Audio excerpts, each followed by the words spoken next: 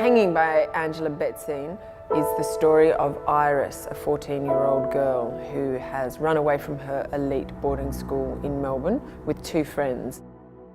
A week and a half has passed, she has reappeared, but her two friends haven't. Iris can't remember or claims that she cannot remember anything about what happened out in the bush and what has happened to her two friends. She's been brought to a house in Brighton in Victoria by a detective, Detective Flint. She has requested that Miss Carossi, her English teacher, be her support person.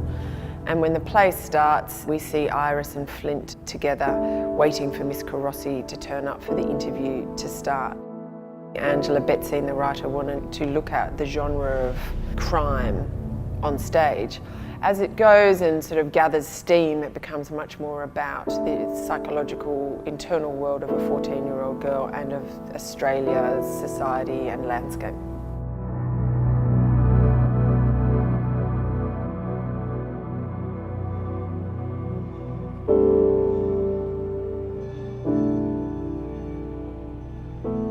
I think the Australian landscape plays a huge role thematically in the play, The Hanging. It's set around St Valentine's Day in February. It's really hot in the way Melbourne gets really hot and dry, and there's fires burning up in the ranges. And so it taps into this sense of anxiety we have about the Australian landscape as it being enormous, vast, very unforgiving, and that people get lost in it. The references in the play to the book, Picnic at Hanging Rock, I think are really significant. When I went back and read the book and watched the film, you get that real sense of, back then, the fear of wanting to protect this kind of colonial cultural bubble that people were living in, of, you know, the white lace and the education, and what a threat the Australian landscape was to that. So that when the girls in Picnic at Hanging Rock disappear into it, there's this sense of kind of this wild earthiness that is going to corrupt them, or they get lost into. And I think thankfully we've moved on from that. The girls in The Hanging, that's what we wanted to capture at the beginning of it with the video footage, is that sense of their relationship to it being kind of a spiritual connection, and something that the beauty of it allows them to escape the world that they don't want to enter into. I know that Angela was very influenced by a lot of things, but one of the books she talked about, which is one of my favourite books and films too, was Virgin Suicides, but also Heavenly Creatures. And I also thought a lot about Catcher in the Rye, just in the sense of young people, or sort of that sort of age where they sort of look at the future of the adult world that they have to enter and they have to inherit, and the perceived corruption of it, and wanting to create a retreat away from it.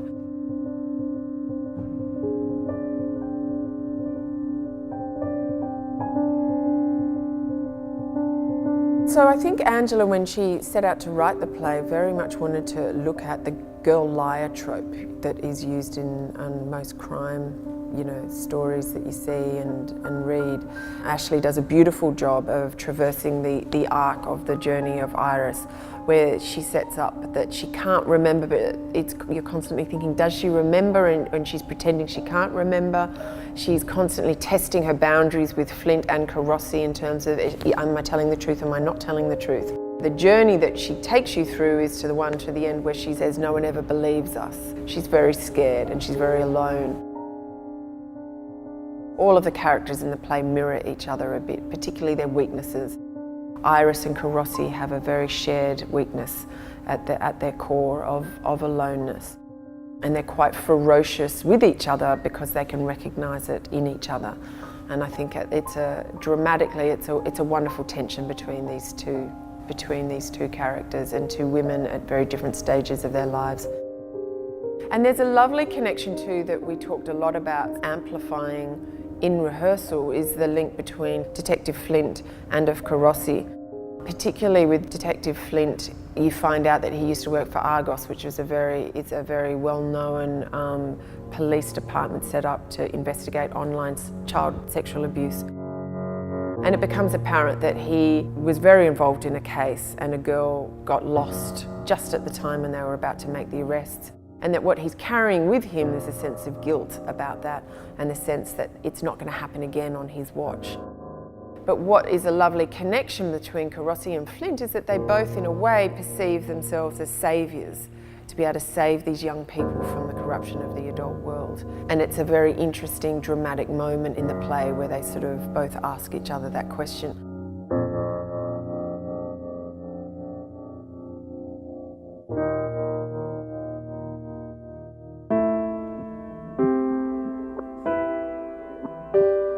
They are essentially locked in an interrogation room, even though it's a domestic space of one of Iris's father's many houses.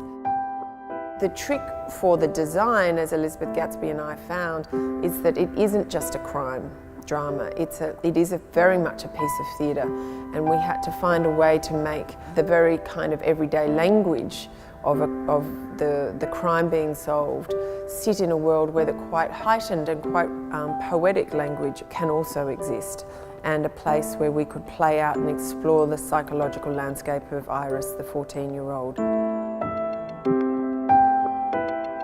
And one of the first things that we both felt, Elizabeth and I, was that we wanted to have an insight into the world of Iris and her friends.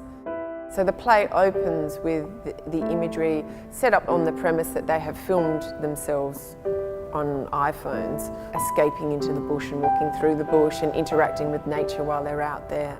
That's projected onto the big wall that Elizabeth has intersecting the space of Wharf 1 and onto the actual wall of the theatre. So we weren't building a screen or anything, but we wanted to capture the intersection between these two worlds, the world where Iris is in the adult world and the world where she escaped to with her friends.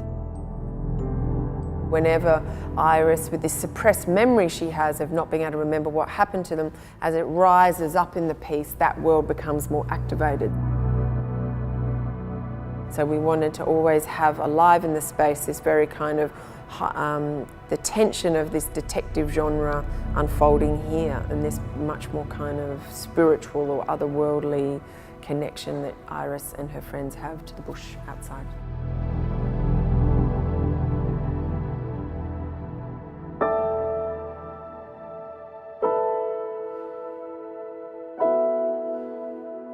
There was a lot of discussion about that final moment, and originally Angela had written that it was Carossi that jumps off and Carossi that dies, but we felt like we could set that up enough through the conversation between Iris and Carossi, where she says, "You know what you have to do." We talked a lot about the kind of classic existential crisis that is described to happen at a certain point in your life, quite often when you're quite young, and that if you go out to the edge of it and you see the horror or the corruption or the darkness of it, and you then make a choice to either return or not to return.